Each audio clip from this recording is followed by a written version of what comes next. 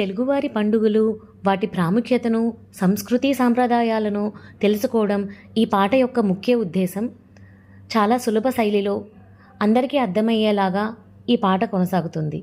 మూడులు మురిసే మొగ్గలు విరిసే ఉగాది పండుగ వచ్చింది. కోకిల పాటలు మామిడి పూతలు జనాలకెంతో నచ్చింది.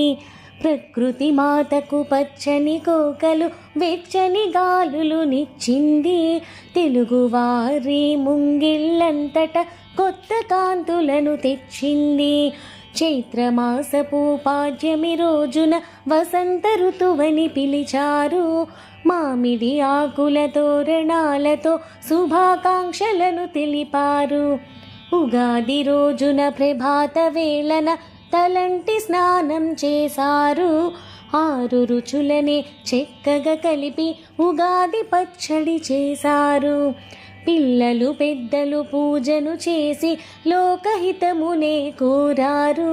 పిండి వంటలను ఇరుగు పొరుగు పంచి ఇచ్చుకొని తిన్నారు. పంచాంగము విందామంటూ కోవెలకందరూ వెళ్ళారు.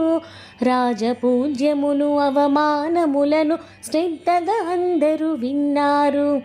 మన ధర్మమును మన సంస్కృతిని ఇలలో ఎన్నడూ వీడద్దు. సంప్రదాయములు ఆచారాలను కలలో కూడా మరవద్దు. మూడులు మురిసే మొగ్గలు విరిసే ఉగాది పండుగ వచ్చింది. ఉగాది పండుగ వచ్చింది. ఉగాది పండుగ వచ్చింది. ఉగాది పండుగ వచ్చింది.